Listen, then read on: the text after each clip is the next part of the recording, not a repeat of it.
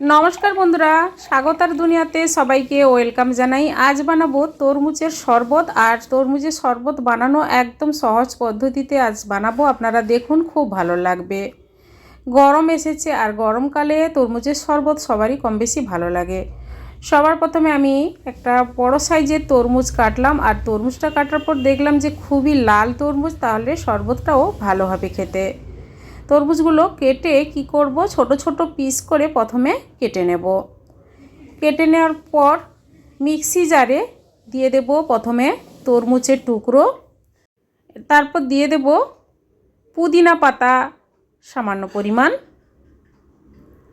আর দিয়ে দেব পাতি লেবু কেটে অল্প রস দিয়ে দেব, আর দেব কয়েকটা আইস কিউব,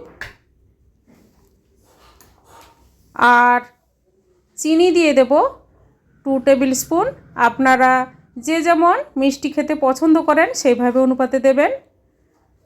আর সবার লাস্টে দিয়ে দেব বিট লবণ 1/2 টেবিল স্পুন, আর ঠান্ডা জল দেব 1 কাপের মতো।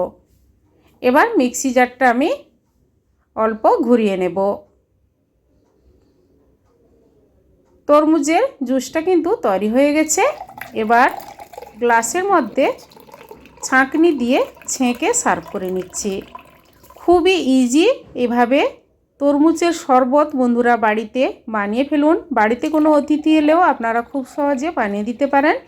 বন্ধুরা, আজকের এই তরমুজের শরবতের রেসিপিটি আপনাদের কেমন লেগেছে কমেন্ট করে জানাবেন, লাইক করবেন। আর আমার চ্যানেলে নতুন বন্ধু হতে চাইলে আমার চ্যানেলটি সাবস্ক্রাইব করে নেওয়ার অনুরোধ থাকলো বন্ধুরা। পাশে থাকা বেল আইকন প্রেস করবেন। আমার চ্যানেলে যখন কোনো নতুন রেসিপি দেবো আপনাদের কাছে নোটিফিকেশান খুব সহজে পৌঁছে যাবে। আজ এই পর্যন্ত। সবাই ভালো থাকুন, সুস্থ থাকুন। ধন্যবাদ।